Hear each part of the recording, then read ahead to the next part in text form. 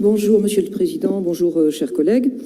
Que la région porte une politique de soutien aux collectivités dont les EPCI, rien de neuf, c'est en plein dans ses compétences et nous y sommes évidemment favorables, comme nous l'avons toujours été, tout en regrettant régulièrement que les métropoles soient surdotées du fait, entre autres, de la grille d'attribution de subventions par habitant qui ne semble plus être le meilleur outil d'équité quand on veut redonner vie aux petits bourgs et villages qui pleurent les services publics disparus et les déserts médicaux effectifs.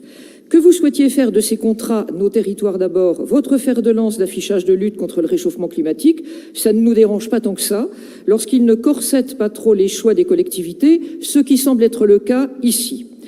Alors, 4 nouveaux contrats, 5 avenants de revoyure et la mise en avant de 11 projets qui peuvent être mis en lumière pour, je cite, leur caractère exemplaire et emblématique, dont l'aménagement de Mayol à Pipadie, porté par la métropole Toulon-Provence-Méditerranée. Et là, on s'étonne.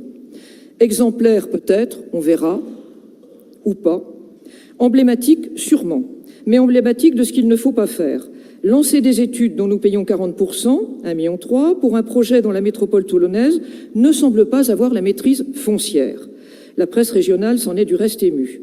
Alors qu'il y a une clause de revoyure annuelle, pourquoi ne pas avoir mis prudemment en attente ce dossier, dont nous ne contestons ni l'utilité ni le bien fondé, pas de procès d'intention surtout, en attendant d'être sûr à 100% de pouvoir le réaliser. Alors aujourd'hui, nous avons 2 questions, Monsieur le Président.